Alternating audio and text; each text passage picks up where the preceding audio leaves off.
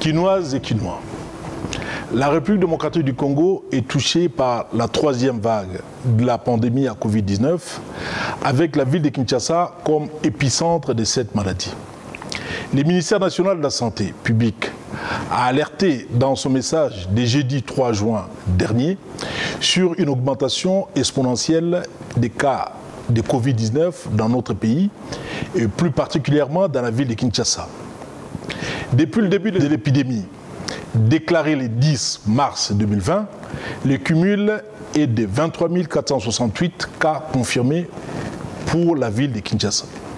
Cette troisième vague, causée par des variants indiens et sud-africains, s'avère dangereuse et touche déjà des familles à Kinshasa.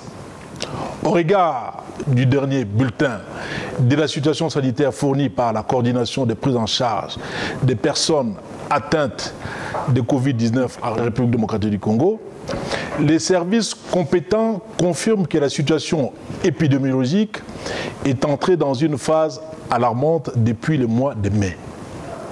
Et la moyenne des cas par jour a quadruplé. Quinoises et Quinois. Je souhaitais, comme je l'ai déjà fait à plusieurs reprises depuis le début de la crise sanitaire dans notre ville, m'adresser à vous afin de vous réitérer tout mon soutien. Vous avez été combatifs et coopératifs, je vous en remercie.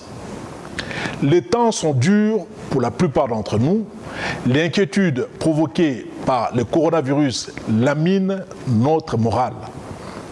C'est bien entendu notre santé qui est au centre de nos préoccupations. C'est pourquoi nous sommes tous tenus à sauver plus de 15 millions de vies dans notre ville.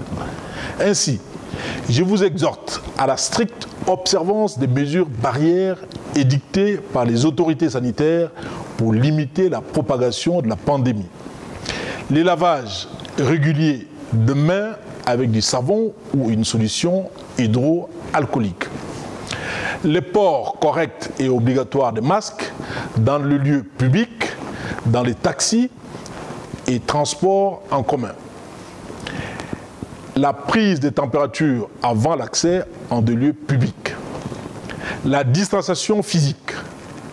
L'interdiction des activités publiques comme le marche public, les productions artistiques et les kermesses. Les cérémonies festives et les réunions de plus de 20 personnes. Les compétitions sportives se font à huis clos.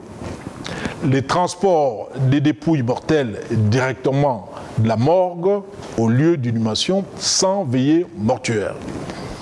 Le fonctionnement des églises avec strict respect des gestes barrières. La circulation pendant le couvre-feu de personnes munies de l'autorisation spéciale de l'autorité provinciale, à l'exception, bien entendu, des personnes se trouvant dans la situation d'urgence sanitaire.